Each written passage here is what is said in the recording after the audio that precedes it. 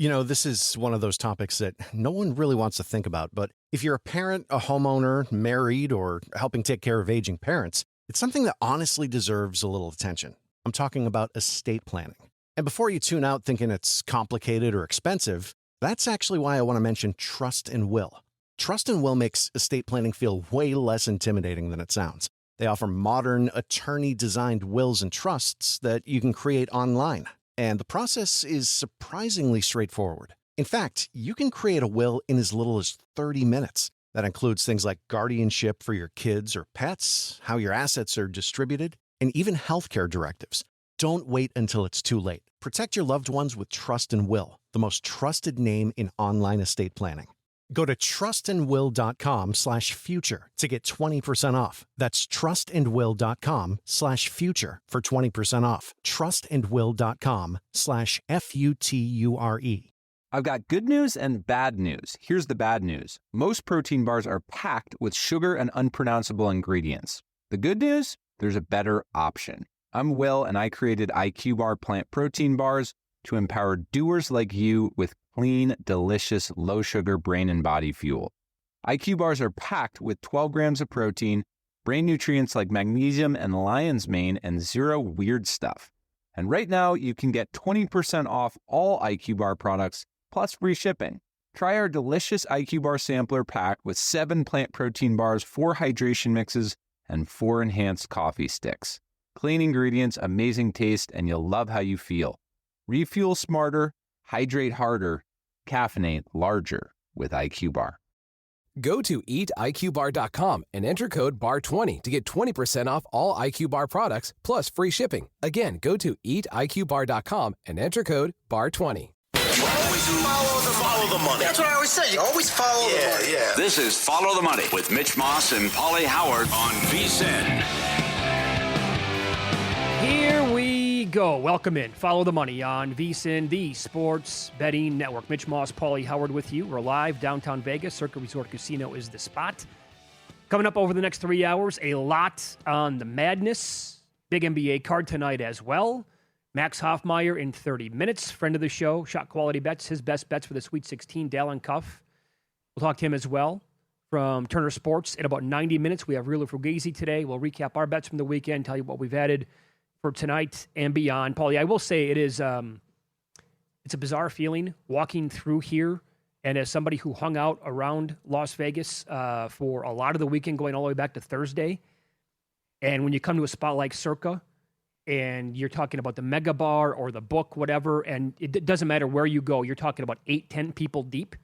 It's a madhouse, and then you come through here on Monday, you're like, oh yeah, back to reality, I guess, huh? And you said it before the show, it's kind of a... You don't like that feeling. It's like week 18 of the NFL. Yeah, it is. You wait all year long for the first 4 days, and then just like that, gone. You're like, okay. Yep. And it was, even though it was disappointing, because you just had all these favorites winning, and in the first round, it was a record for average margin of victory. The ratings were through the roof. So a lot of you have to credit, gambling and legalized sports betting, because you're sitting through a lot of blowouts. What happened? And at one stretch, favorites won 24 of 25 games.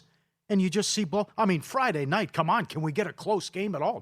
No shot other than the Miami game. And it was just these favorites covering 20, 25 point spreads with no problem with ease. Is there a comparison, by the way, for anybody out there in the audience right now? On X, at VSiN Live, at Mitch Moss Radio, at Pauly Howard.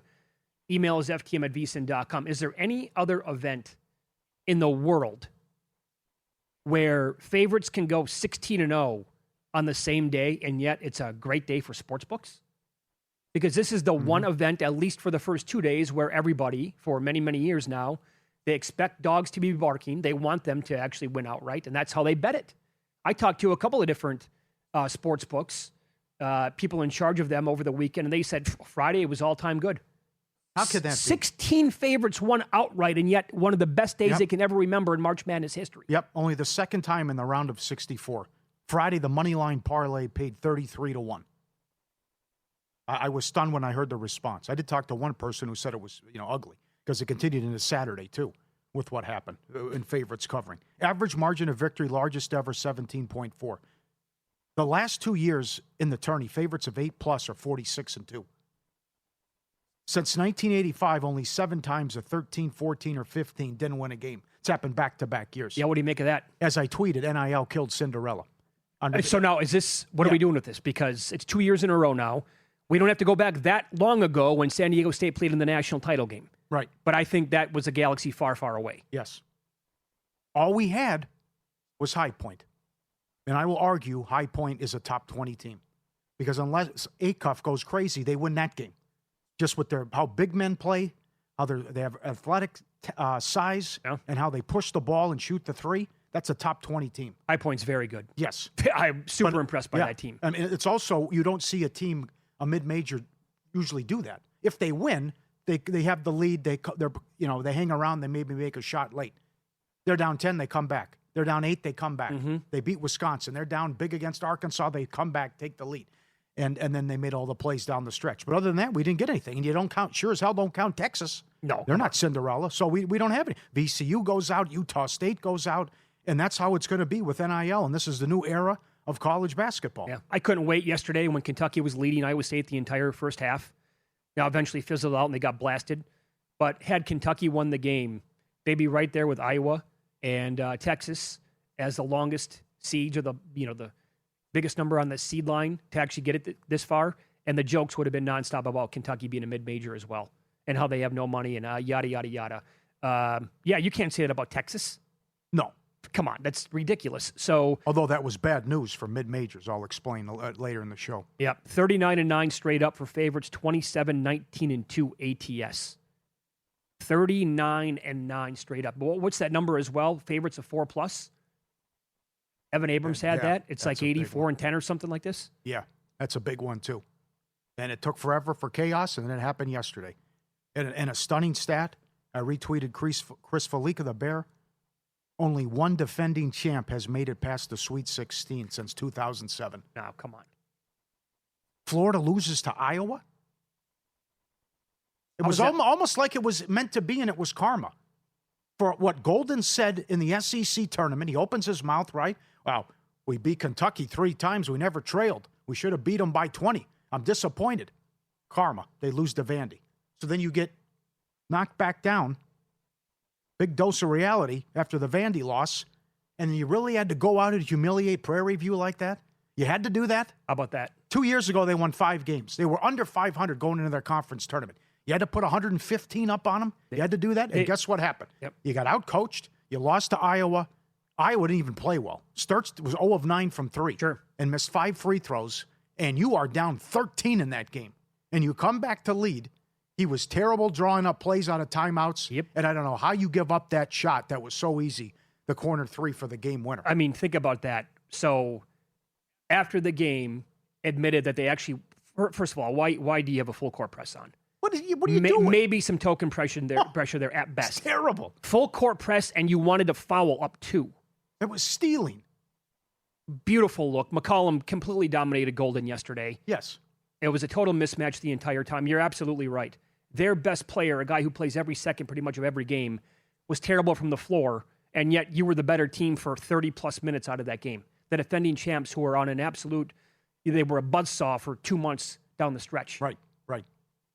That was disgraceful. Where's the halftime dominance? Where was that? Yeah, right. You know, you cut it, you make it, you're right in the game at halftime, and you lose to an average Iowa team that came in limping in too.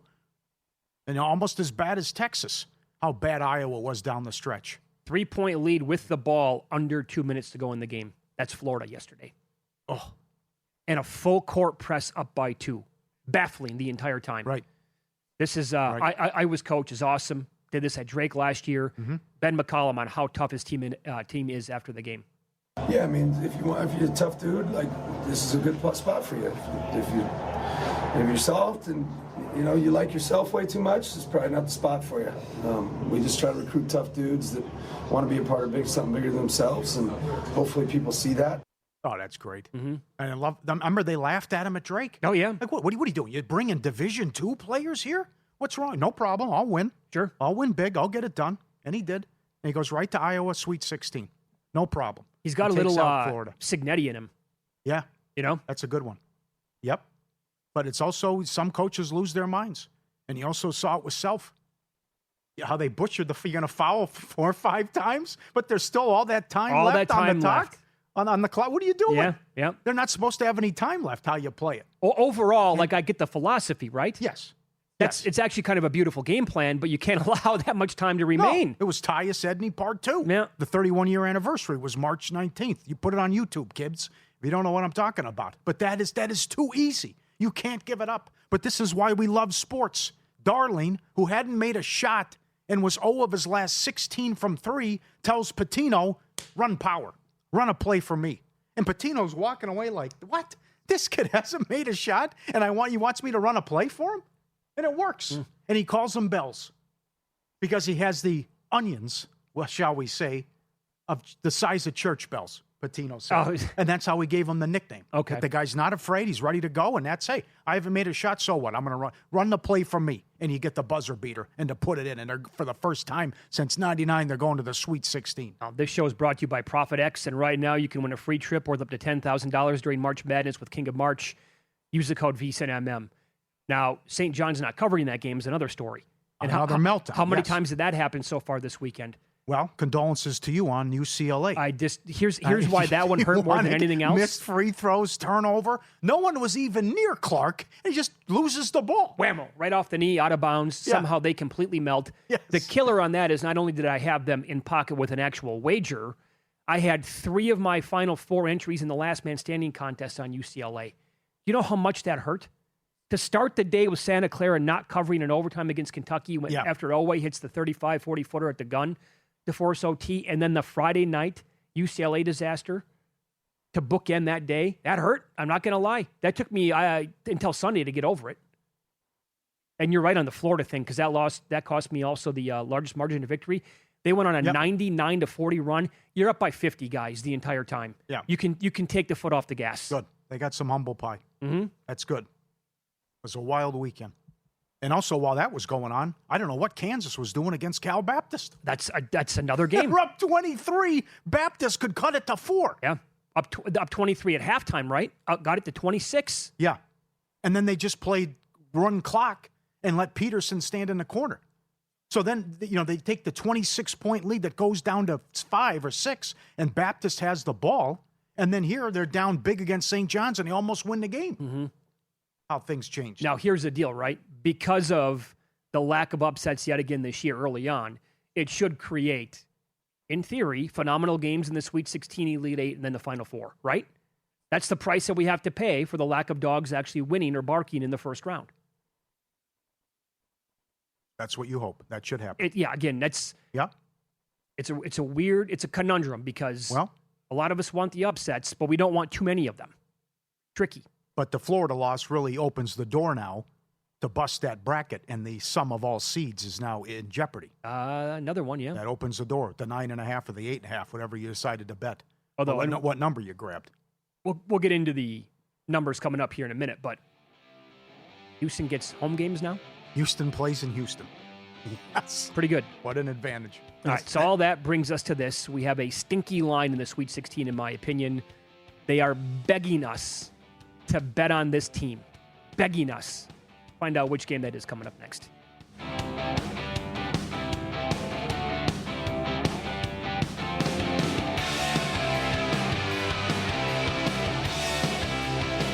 Hey, let me get your attention real quick, podcast listeners. It's March, which means the madness is officially upon us, and the folks at VSiN have gone crazy with this one. For $29.99, you get unlimited access to VSiN Pro through May 1st. I'm talking picks throughout the tournament, public betting data for every single game, sharp tools, projections, articles, and more, which means every day you wait is an opportunity missed. Just click the link in the description to get started. It's March, baby. Now back to the show. This is one of those topics that no one really wants to think about, but if you're a parent, a homeowner, married, or helping take care of aging parents, it's something that honestly deserves a little attention. I'm talking about estate planning.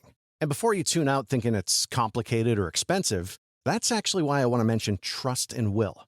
Trust and Will makes estate planning feel way less intimidating than it sounds. They offer modern, attorney-designed wills and trusts that you can create online. And the process is surprisingly straightforward. In fact, you can create a will in as little as 30 minutes. That includes things like guardianship for your kids or pets, how your assets are distributed, and even healthcare directives. Don't wait until it's too late. Protect your loved ones with Trust and Will, the most trusted name in online estate planning. Go to trustandwill.com/future to get 20% off. That's trustandwill.com/future for 20% off. trustandwill.com/FUTURE. I've got good news and bad news. Here's the bad news. Most protein bars are packed with sugar and unpronounceable ingredients. The good news? There's a better option. I'm Will, and I created IQ Bar plant protein bars to empower doers like you with clean, delicious, low-sugar brain and body fuel. IQ bars are packed with 12 grams of protein, brain nutrients like magnesium and lion's mane, and zero weird stuff. And right now, you can get 20% off all IQ Bar products, plus free shipping. Try our delicious IQ Bar sampler pack with 7 plant protein bars, 4 hydration mixes, and 4 enhanced coffee sticks. Clean ingredients, amazing taste, and you'll love how you feel. Refuel smarter, hydrate harder, caffeinate larger with IQ Bar. Go to eatiqbar.com and enter code BAR20 to get 20% off all IQ Bar products, plus free shipping. Again, go to eatiqbar.com and enter code BAR20.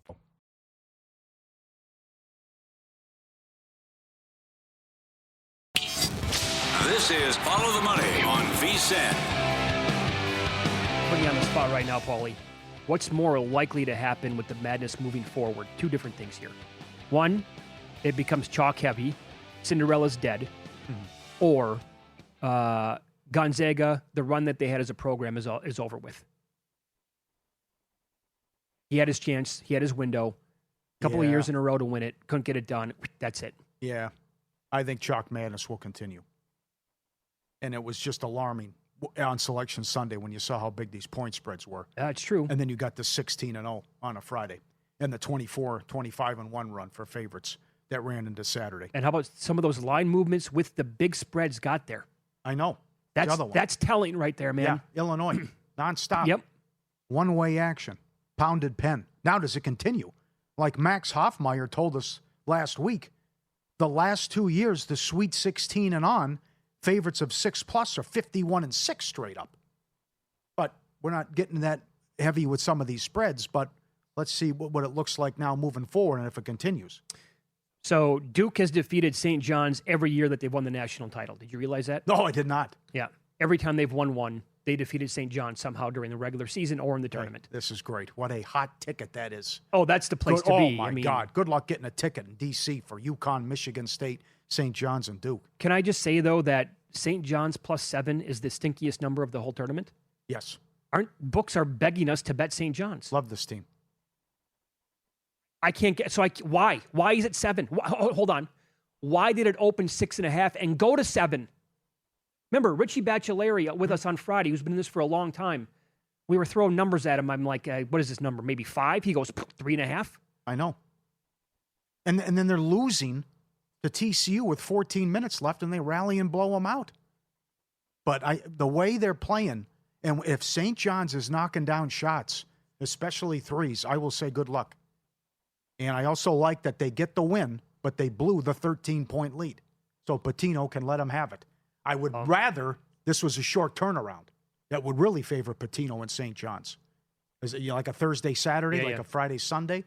But still, okay, I got more time to prep if I'm Pitino, and St. John's can win this game. Well, how much of that game yesterday will Shire and company copy from what Bill Self did? They basically said, hey, guys, we're going to leave everybody open from downtown. Go ahead, shoot. Okay. Well, and it was a great game plan. They stuck to it, and St. John's took a zillion threes yesterday, and they were bad shooting. Well, I can tell you this. It's the old joke where every time you watch Duke play, they're in the double bonus 5 minutes into the second half. I know. Don't get me started. I don't think that's going to go on against Pitino, who's one of the best ever, and he'll work the officials hard. So I don't think it's going to be that friendly of a whistle for Duke in this one. And the comeback is I can also look at what Siena did and how Siena had them down 13 points in that first game. So with that, the Florida State performance, they weren't bad against Clemson. I think definitely St. John's can do this. Against TCU, I mean, they were also extremely sloppy for a lot of that game until they turned it on and they played a nice stretch of basketball for a good 10 minutes or so, and they eventually pulled away, and really it was like a 23-point margin of victory, so it looked great at the end. But they they looked far from great again. And if Siena had one more guy that could have played like 15, 18 minutes, I think they win that game against Duke. Or if they hit maybe a couple of other shots late, they might win that game. And a one goes down against a 16. I can't decide if St. John's +7 is stinkier or the Lakers game tonight. Yes. Which one's the stinkiest here? Yeah. Lakers were underdogs. How can that be without Cunningham? And this great run that they're on, and they might go undefeated on a road trip. Yeah, make that make sense. Baffled here. Yeah. Anyway, so we'll talk more about the NBA coming up a little bit later on. I know that you're super hot and heavy on this team right now, and Luke has been playing out of his mind, which is a lot of fun to watch. But both numbers to me are just wacky. Anything else catch your eye right away? What do you think? Just Texas live again? Not so much Texas. I think it's Michigan State. Do some digging and just look at Michigan State's resume. They had a good year, strong wins, and they they got blown out against Wisconsin. That's it. But they don't have a bad loss. So they were great offensively in the first 2 wins. And with Izzo, and I know there was a controversy coaching them hard, all that stuff. UConn was great in the second half, but they got a lot of help from UCLA, who continued to be sloppy. And they knocked down a ton of shots down the stretch and great looks, but from distance. I think this Michigan State team can go on a deep run. And they have a hell of a resume, and looking at it, it's like, you know what? They don't have bad losses. Everyone that beat them's good. And they were great. If they shoot like that, they can go to the Final Four. Oh, yeah. I think the winner of this game is going to give the other, well, it depends on who it is, but this whole regional is as good as it gets, man. Well, what UConn team do I get? That's the thing. Furman had them. Furman is in that game. I know. And they're the 6th smallest team in the tournament. And they were a 6th seed, coming in their conference tournament. They were a Cinderella. Or, the team that lost to Marquette, the team that couldn't compete twice against St. John's. Sure. But then there's a team that ran them out. I know. Does UConn beat UCLA if Bilodeau plays for the Bruins? That's a good point, too, right? I don't know. Just terrible luck for UCLA, always with the injury. Yeah, by the way, I'm looking at the picks page right now, the odds page, vsin.com, and they have the DK openers, right? Michigan State opened 1.5 at DraftKings. Opened 1.5. All right, this got to 2.5 earlier today. The other way. UConn completely flipped. Yeah, I don't get it. So too much there in your opinion. Yep. Well, how about the 2 games with the big point spreads? Number 1, Alabama can't shoot like that again. You would agree? Oh, Michigan's probably going to run them out. You think so? I think Michigan might score 100 points in this game. Yes. Alabama doesn't defend, and it was an excellent win, but they're not going to shoot like that again. And side note, Texas Tech was horrendous last night. They were. And it's your team, but defense is optional with Arkansas. Oh, yeah. And Arizona Wildcat National travel to San Jose. And they got a little bit of a scare. They're up 14 against Utah State. They cut it to 4. But they're so good offensively, and you just saw what High Point did. Again, if Acuff doesn't go off, they lose that game. So you would think also Arizona should score 100 points in that game. I think the over in that game that is going to be on the account. Yeah. Yes. And the other one, which the fishy line looks too easy, is I don't think anybody can beat Houston if they're playing like that offensively. Well, they look amazing. And there was a great tweet. It's like when you watch Houston play, it looks like there's 7 guys on defense out there. I know. It's chaotic. It's ridiculous, the length and the athleticism and how they guard you and the physicality. Well, they have to. And now this team can score lights out. Sure they can. And I thought Texas A&M had a shot. Not even close. No, it was never a ball game, really. What a clinic. What a clinic. And now they get to play in their backyard. So Illinois is dynamite offensively. I'm the wrong guy to ask about Illinois games. I think I've gotten their games wrong every time I've bet on them or against them the entire year. But you have to love the way that this is opened up right now for Houston, right? Playing at home now. Yep. And they'll get both games there if they beat Illinois. And now there's no Florida up top. I will say, though, don't be surprised if the Nebraska faithful shows up big time again for this team.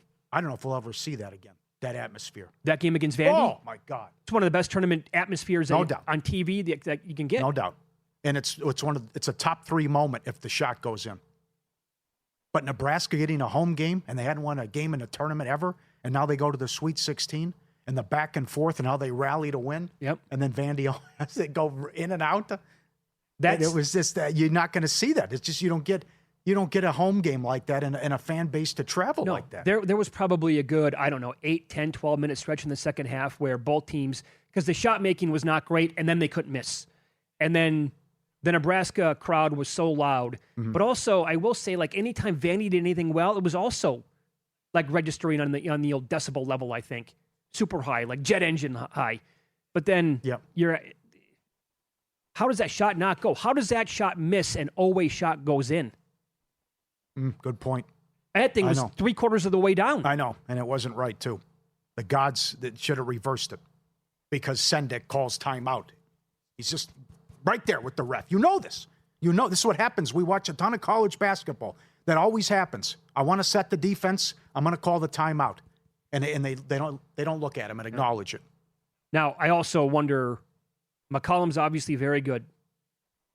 But what is that like for the Hawkeyes now? They get days off here, obviously, to prep for Nebraska. All teams out of the Big Ten, but you just shocked the world by knocking off the defending champs? Yeah. That's kind of tough to... well, I know. It's a pick-em game, but that's... history says they lose. I know where you're coming from. Yes. Yeah. They go back to campus and they're treated like heroes, and now you got to get ready for your next game. Nebraska has more shooters, too. Mm-hmm. Well, they're a good team, yes. Yeah. Yes. Oh, by the way, here's one thing, too. What do you think Nebraska, some of those tickets that might be out there from, let's say, November or December to make the Final Four we're at? Now they're 2 games away. Good call. Absolutely gigantic numbers. Yes. Had to be triple digits on them just to make the Final Four. Good one. Yep. So I like the Arizona-Arkansas game to go over. And I have not bet St. John's. I don't think I'm going to bet St. John's because it just seems like it's too obvious of a play.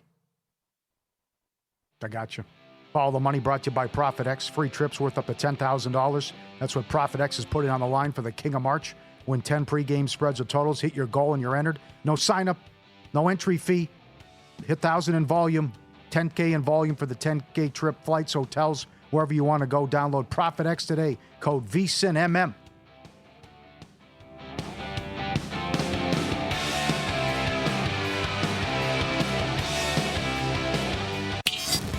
This is Follow the Money on VSIN. Best bets time right now, Sweet 16. We head out to the Progressive guest line. Max Hofmeyer joins the program now. Shot quality bets at Hoffy8121 on X. Hey, Max, good afternoon. Thanks for the time today. How are you? Oh, doing great. It was a great first week of the tournament. So hopefully more of that for the Sweet 16 here. Super excited for these games. Oh, no doubt.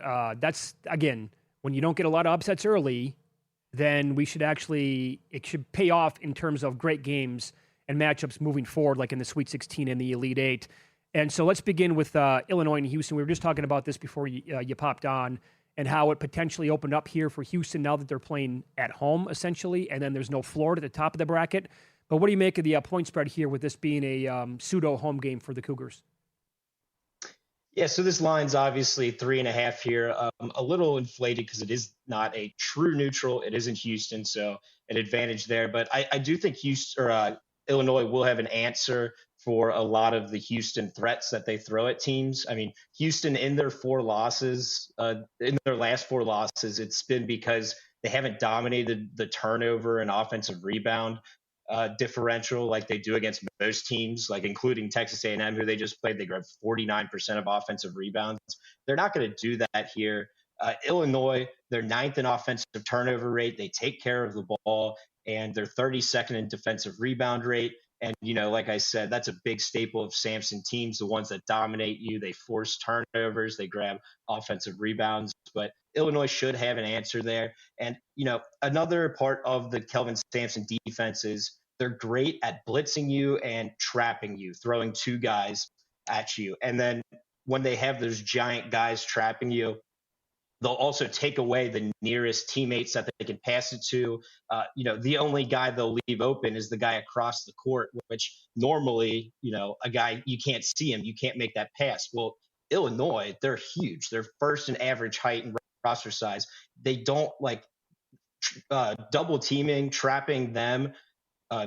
they will still have the vision to see those swing passes, and that's how you beat this Houston defense. So look for, those big 6-7 footers, and everyone on the floor can shoot. Look for them to make those cross-court passes to threes when they do send those blitzes. So I just think the way that Houston and Sampson teams, the way they normally suffocate you and beat you, I think Illinois has answers here for that. And that's why before the tournament tipped off, I put Illinois in my championship. I've got them and Michigan playing each other in an all Big Ten tournament. Oh, that'd be incredible. Interesting. We were talking before you came on. Number one, I think High Point wins the game if the big guy doesn't get in foul trouble early, and if Acuff isn't Superman. Defense is optional with Arkansas. Do you see a track meet in Arizona scoring 100 on them? Absolutely. High total here, but I think we get fireworks. I played the over. Arkansas's defense, specifically the interior, is so vulnerable. They're 275th in two-point defense, and that's all Arizona wants to do. Arizona 363rd in three-point frequency. So even though Arizona doesn't want to shoot the three, they've been so good this year attacking inside the arc on good defenses. So, I can only imagine what they're going to do against someone like Arkansas that can't defend the interior. And, when Arkansas has the ball, they shouldn't have too many problems scoring here. Arizona's defense, they're 18th in rim frequency allowed. They force you into playing outside of the paint, which is a great strategy against most teams. But, Arkansas has two of the best shot-making guards in the game. Darius Acuff, Malik Thomas, they're 98th and 95th percentile in shot making per our shot quality numbers. So I don't think Arkansas has any problem settling for those jump shots and putting up points. And like I said, I think Arizona, absolutely shreds them in the interior. So I took the over here in this one. Okay. How about another play for Thursday? And that is Braden Smith for Purdue. The point guard obviously did not have a great game at all yesterday. Purdue won. Despite that, you think he's going to bounce back here against Texas in a big way? Yeah, I love this matchup here for Purdue, specifically Braden Smith. Like you said, off his worst game of the season, 8 turnovers versus Miami. They really got ball pressure on him, but that is not Texas defense. They don't pressure you at all. They're 352nd in turnovers forced, so they're not going to really pose a threat here to Braden Smith. I think he should go back to facilitating. I mean, he's the Division I leader in assists, so I could not think of a better matchup here for him to bounce back. I think it's going to be a him and TKR pick and roll masterclass here. So Texas does drop coverage, so I think we get a lot of pick and roll, Braden Smith to TKR, and then he does that little mid-range float that he loves. And if you want a similar comp, I mean, let's look at the best guard that Texas defense has faced in Darius Acuff. Acuff had 13 assists in that game. Now, the caveat is they played more possessions, obviously. A little more pace there, but I still think Braden Smith bounces back here and can get 10 dimes. All right. So we can't wait for St. John's and Duke. We think it's a fishy line. I'm shocked it's the early game Friday, but you think St. John's has problems scoring. How about the under?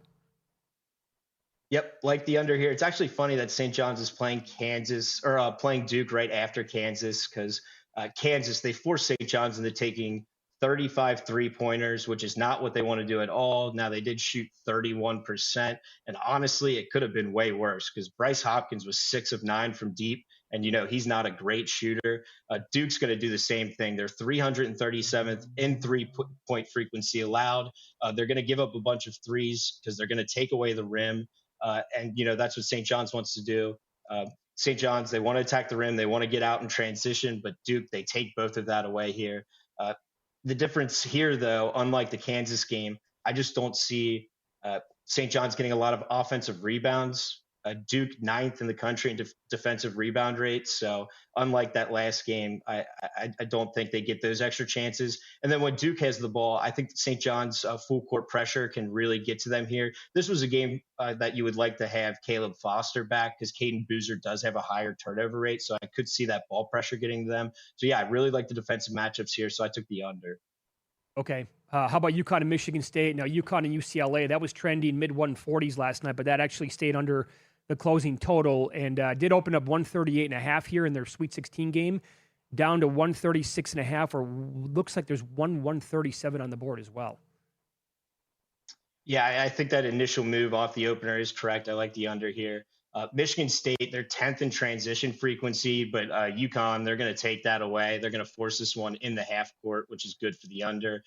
Michigan State, they love creating for their teammates. They're second in the nation in assists per field goal made. The problem is UConn's going to guard you straight up one-on-one. They're not going to let you get those assists. They're going to make you create for yourself and win an isolation ball, and that's not Sparty's strong suit. And even if they throw it into the post to maybe let their bigs go one-on-one, Terrace Reed, one of the best rim protectors in the game. And he should stay out of foul trouble here because Michigan State, kind of like UCLA, they're not great at getting to the line. They settle for a lot of mid-range frequency as well. So I think he stays in there. And then when UConn has the ball, Michigan State, they deny the rim, 7th in rim frequency allowed, force you into a bunch of threes, 346 and three-point frequency allowed. That's not UConn's strength, especially now that Solo Ball has been struggling a bunch. They're not a great three-point shooting team, very average. So I like both defensive matchups here. So went ahead and took the under in this one. All right, 2 minutes, sir. One more. Tennessee, Iowa State under? Yeah, going with another under. I think this line's assuming Jefferson's going to be back. And I mean, I'm not totally positive that happens. And they do play slower without him. Lipsy and Momcilovic, they're not great at creating for themselves. So tough defensive matchup here. And we kind of saw that in the first half against Kentucky. I think we see it both halves here for Tennessee. Iowa State, they should be able to defend Lipsy, or Tennessee should be able to take away Lipsy as well. You know, like I said, not a great defender. Now with Tennessee as the ball, Jacoby Gillespie's really their only offense. And Taven Lipsy, great defender. They're going to send two guys. Nate Ament just has not been enough of a threat to be the second option in this offense this year in high caliber matchups like that. So even if Jefferson plays, I do like the under here. Very good. You can follow Max on X. He is at Hoffy8121. Does a great job with shot quality bets. Had a hell of a first 4 days of the tournament. Great analysis as always, Max. Thanks for the time, and go get him in the Sweet 16. Absolutely. Let's do it. Thanks for having me. Thank you. Follow the Money brought to you by ProfitX. March Madness can take you anywhere in the world. The King of March is their ProfitX tournament contest where free trips are worth up to $10,000 and up for grabs. Win 10 pregame spreads or totals across the 67 tourney games and hit your volume goal to get entered. Flights and hotels, wherever you want to go, covered. Keep winning in sets of 10 and keep earning entries. Download ProfitX now. Use code VSINMM and become the King of March. There is a women's game right now in double overtime, and two-seeded Iowa is trailing 10th seeded Virginia now 80-73 with 50 seconds to go. It is a huge slate of games, by the way, today in women's college basketball.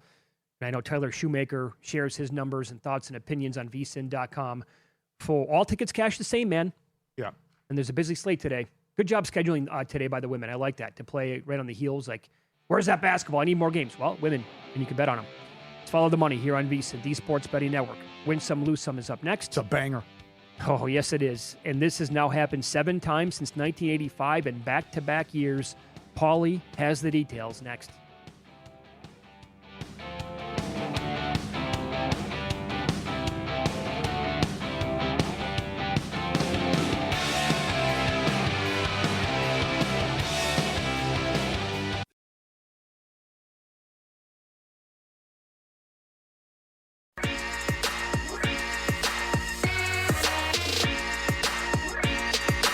Win Some, Lose Some is sponsored by the Sharp Plays. Were you a winner last night? Wow, winning. Or was it a rough one? Well, they can't all be winners, can they? Loser! You're a loser! Pauly Howard recaps the night in sports betting in Win Some, Lose Some. Okay, it was chalk madness, but best ratings since 2011 to start, and the first round had highest ratings going back in quite some time. Friday, favorites go 16-0 straight up. Moneyline parlay 33-1. Second time in the round of 64 that's happened. Average margin of victory largest ever, 17.4. 22 favorites won in a row, 24 of 25. Last 2 years, favorites of 8+ are 46-2. 9 seeds went 4-0 for the 6th time. Since 1985, only 7 times as the 13, 14, or 15 they didn't win a game. It's happened back-to-back years. Make it back-to-back-to-back next year. I don't even need to know the teams. That was telling that the Westgate, who offered that every year, didn't even put the prop up. Well, what was it? will have 14, 15, or 16 win a game. Yeah, yeah. They didn't even offer it. How about Reed? That's been up every year for multiple spots, I know. 15 years? Yeah. 20 years? Yeah. And the no is usually plus money. Yep. Reed, UConn, Friday. Third player in the last 50 years with a 30 and 20 game. Yesterday, Iowa, plus 475 to beat Florida. Plus 650 to make the Sweet 16 at Circa. St. John's, first Sweet 16 since 99. And the buzzer beater prop cashes again. I forgot Queen did it last year for NC State. Oh, that's right. For Maryland. Oh, sorry. Thank you. Yes. Yep. A double-digit seed has made the Sweet 16 every year since 2008. And, of course, it was Texas, of all teams. But they get it done.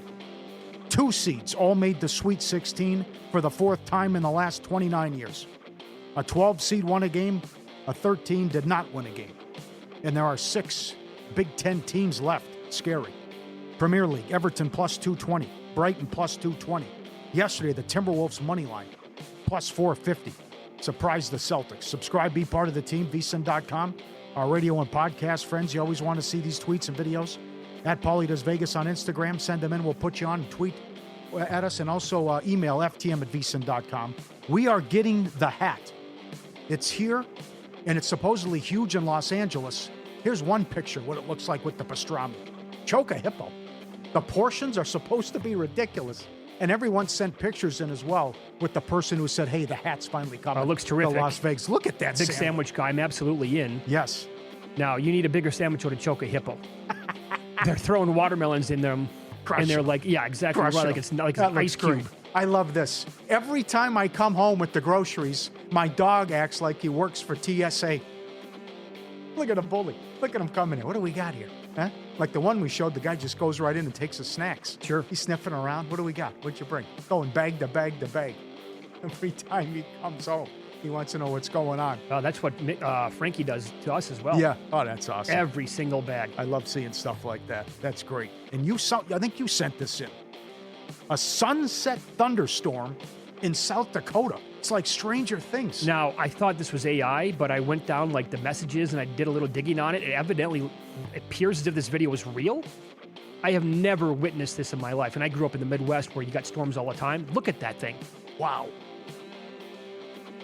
Would you sit out there and take photos? I don't know what I would do, to be honest. Go in your pants, dive in and swim. How is that even? I got to take pictures. Yeah, I'd have to. How many times are you going to see that? Never. That's Stranger Things. Yeah, exactly right. It's exactly what that is. It's bizarre. Lose some. Again, only one defending champ has made it past the Sweet 16 since 2007. Amazing but true. Golden in Florida. Go out. Karma got them. Bad for the books. Miami, Missouri under. 150 to 144. Fell 146. Michigan State, 2.5 up to 5.5. TCU, Duke under, 143.5 to 139.5. Friday, Florida, Prairie View over, 149.5 to 154.5. Gonzaga, Texas under, 151 to 146.5. Bad beats. Kansas against Cal Baptist, led by 23 in the second half. Almost lost the game. Got down to 6. UCLA, 5.5 against Central Florida. What a mess. Turnovers, missing free throws. Should have won by double digits. How they didn't cover. St. John's yesterday, lane 3.5, led by 13 with 7 minutes left, and they were playing ferocious defense. And then Kansas comes all the way back and almost wins the damn game. Founded in 2011, Sharp Plays just completed another dominant run, including a 2025 campaign that saw bankrolls double. 15 straight years of winning, all documented. Records and logs posted publicly, sharpplays.com. Full performance auditing, something that separates the Sharp Plays from most of the betting industry. And when the Sharp Plays moves, book takes notice. Advanced AI tools, trusted insider intelligence, identifying price value before the numbers shift. Respected, watched, and feared. Start winning with them. And the Mr. Poison tweets daily, sharpplays.com. So this is another stat here. This was after Iowa State won and covered against Kentucky yesterday. And that's with a 4+ point favorite in those games. And after that game, I'm doing it right now. Florida actually lost. Arizona did win and cover. Connecticut won and covered. So it went 2-1 after the this game was in. So you can make it now 4+ point favorites are 75 and 11 straight up. and 52-34 ATS since the start of last year. The start of last year, 4+ point favorites. Come on. The top 4 seeds facing 5 seed or worse, 57-5 straight up, 39-23 ATS. That's from Evan Abrams. The level of concern is sky high. Well, Cinderella's in big trouble. So what does that tell you about the ratings then? I mean, I wrote... Just, I know, that's but how popular sports betting is, right? I mean, I wrote it down. This is the first round. St. John's, Purdue, Alabama, Michigan State, Nebraska, Illinois, Arkansas, Tennessee, Iowa State. These games weren't even close. Oh, there were so many I mean, immediately the games were over with. And there's 20-point spreads. Yes. It didn't matter. Well, so what happens then moving forward if this is like, and plenty of people are saying the same thing. Kelly and Stewart, who came onto this last week. Yeah. The March Madness that we grew to love is dead. Well, I'm surprised so many people just didn't do money line parlays. You had one upset. So you got High Point, which happened early. But if you just did the money line parlays with the big guys, you never had to sweat it. Yeah, High Point was the second or third game of Thursday. Yeah. And then...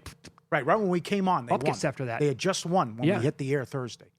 And it was Bupkis after that. And now the question is, does it continue? Well, we don't have that many games. The Purdue game, Arizona, and Michigan. The last 2 years, Sweet 16 and on, favorites of 6+ or 51-6 straight up. Give me the big favorite that's in trouble then. Thursday or Friday night. I'll throw Duke in there. They're 7. That's okay. I would agree. They're the one team that might be in trouble? Yes. I think they're the one. Is Arizona at all in trouble? Acuff is better than I thought. And I could not have been higher on the kid for the last 2 months on this show. Right. But that goes back to all this ridiculous tanking that's going on in the NBA. You're still going to get a great player at 5 or 6. Absolutely you are. So it's like all this tank, you're still going to get a great player. So what does, the number one pick could be worth $100 million, whatever. I'll take all the fines. Here's a blank check. Whatever. Yeah. You're going to get a great player. A phenomenal player. Peterson, Acuff. A franchise player. Whatever. Yes. The Fleming's kid from Houston, I think, could be dynamite in the NBA pretty much right away. I can't. Boozer. To go back to your question, though, I'm Michigan is awesome. What they did in the second half against St. Louis, and I was concerned defensively what happened against Howard, but Michigan is just a freight train with their offense. There's so many guys that can score, and they got the big guy too. This is one of my biggest reactions to the seeding and the brackets. Michigan's path was a joke. Does the Big Ten end the drought then? They got 6 left. 6 left. 6 of the 16. I mean, and you're going to get at least one in the Elite 8, one more because they play each other. Right. Nebraska and Iowa plays each other. That'll be a fantastic atmosphere too. Do we want this? I mean, even though the viewership is up, right? No. Highest in a long time. Do we want chalk? No, you can't have this. I think it takes the luster is gone from the tournament a little bit here. The first day, the first couple of days, it has to be. You had great games though, but they're like the 7, 10, 8, 9, whatever. Mm-hmm. You had those great games. But think about what if High Point didn't win?